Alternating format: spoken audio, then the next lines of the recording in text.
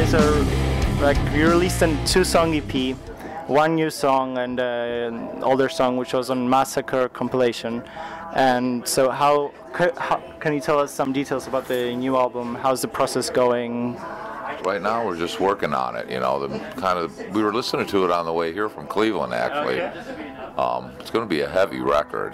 It's awesome. I'm excited about it. Everybody was digging it, kind of. It's the first time I think we all just sat and listened to it, what's going on right now. So I think we're planning on going in the studio at the end of the month, starting recording. So it's going to be a jam. Awesome. So most songs are written and everything? Musically, yeah. I'm still working on some lyrics and stuff. You know, there's always like a song that kind of pops up at the end that you're like, wasn't expecting, and it's like ends up being the best song of the record. So we're still waiting on that one. Awesome. So still keeping it creative. Yeah, we're keeping a slot open for that when that happens, because it usually does. You know? That's great. That's how it should be. Yeah. So you don't have like any strict release dates or anything? Right now, the record company kind of wants October. You know, end October, beginning of November, somewhere in there. So. All right. We'll see. It's rock and roll, so it doesn't always work out the way you want, but...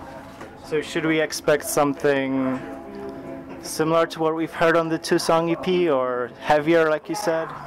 Well, I think all the songs are pretty heavy, you know. Yeah. That song was just like the first one, you know, that we wrote together.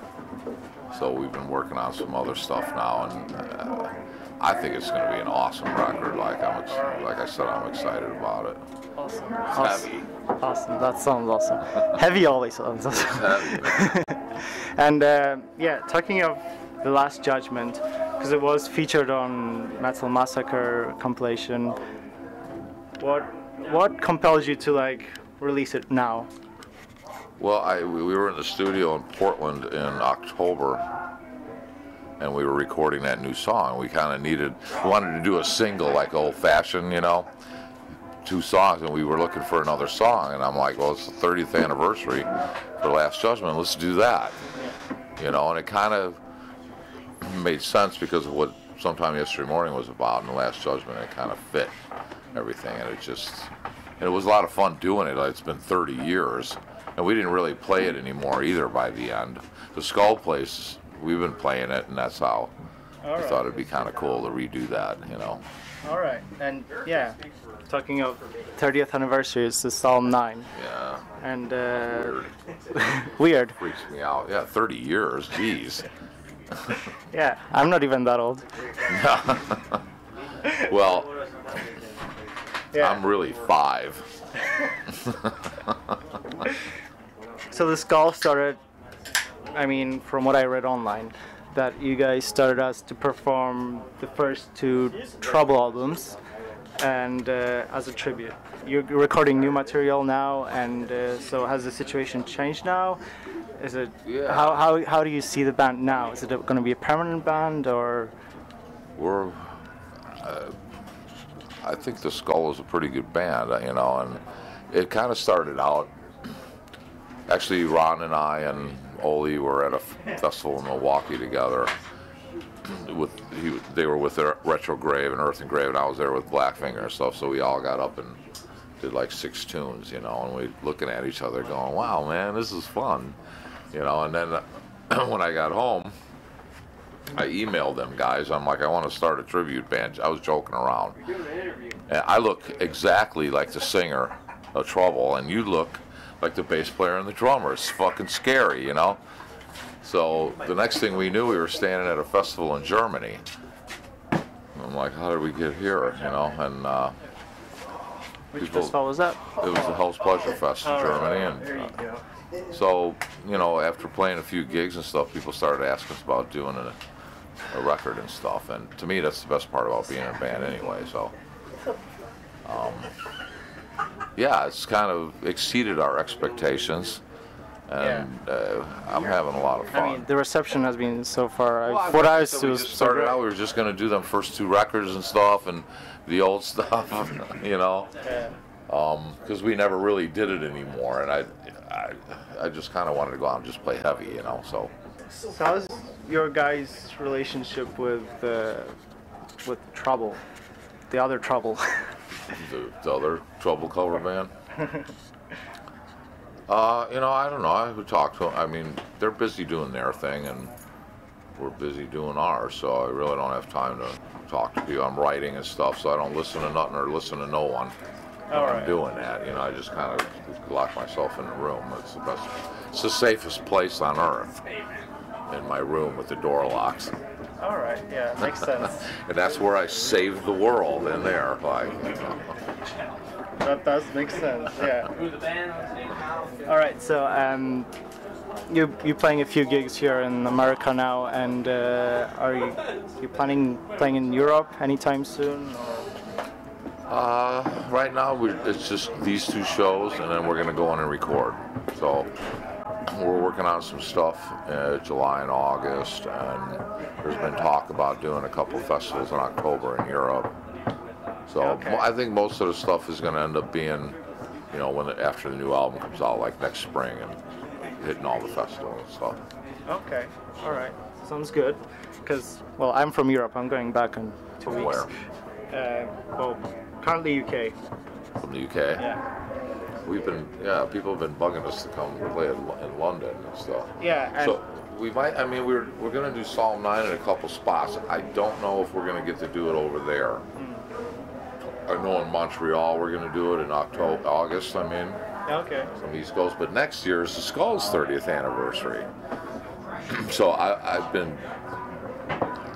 had dreams back in the day about pulling up in the Marquee Trouble plays the Skull in its entirety, you know. So we're going to do that. Sounds good. Next year or so. All right. I've been bugging these guys to learn to wish.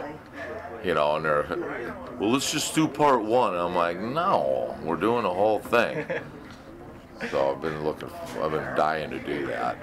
All right, I'm gonna keep an eye for that. Then. We're gonna do it next year for sure, and more than likely in Europe, because we got the opportunity to go there because we have the new album. So I'm sure we'll be over there. And we're not gonna do it every time, but just in a few choice places. Okay. Yeah, sounds good. And yeah, I mean, because we were talking about UK and everything, and not only the UK but worldwide. Now there's this whole, like, doom metal is kind of like being, you know, reinvented somehow. Like, there's this whole new trend with it, doom metal and old school rock. So what do you guys think of this whole, I mean, especially since you guys are... I think it's cool. I guess we get to go play. Yeah. You know, what else was there to do anyway, so... No, it's cool. We didn't like it plan it or expect it when we first started doing this, you know, the Skull. It just kind of happened that way, so. I mean, yeah, especially since, like, the 2 support bands that I've seen so far are, like, very influenced by doom metal. Right, and yeah, like with history and how the metal scene is evolving and the rock scene. What now? Yeah, with the metal scene and how the rock scene is evolving. How would you compare it back to the 70s and 80s, and how has it progressed? I don't know. I mean, I think. How did it become more professional, or? Well, I don't know. I guess you can look at it 2 ways. I think the biggest difference is the computer. I mean, like, you're on stage live, and before you even get home, it's on YouTube already. You know. So, I mean, it wasn't like when I was a kid where we used to ride our bikes to the record store and buy the record, you know, and go home and listen to it. You know, now it's instant, you know, which that's a good part, but the bad part is you can free download, free this, and you're making, you know, as us writing songs and stuff, we need to pay bills too, you know, we're sitting there and doing it and stuff, so it does take away from that a little bit, I guess.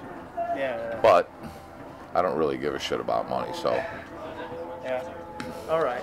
Yeah, I wanted to go into the lyrical themes of Trouble and the Skull. Yeah, I mean, how important is the concept of death in music? Death. Yeah, because you can see it a lot in, especially Trouble's lyrics. Yeah. I talk about that. Yeah. It's an interesting subject. Yeah. I guess. Was there like a pinnacle thing though that changed your mind to make that Trouble kind of message? No, no, I don't know. I never tried to write a certain way. You're Like, brought up a Catholic, though? I mean, I grew up Catholic. Catholic? I guess like back when you're younger and you think about those things, it's scary. Where now, it's not anymore to me for some reason because I know it's a good thing. You know, people are always scared.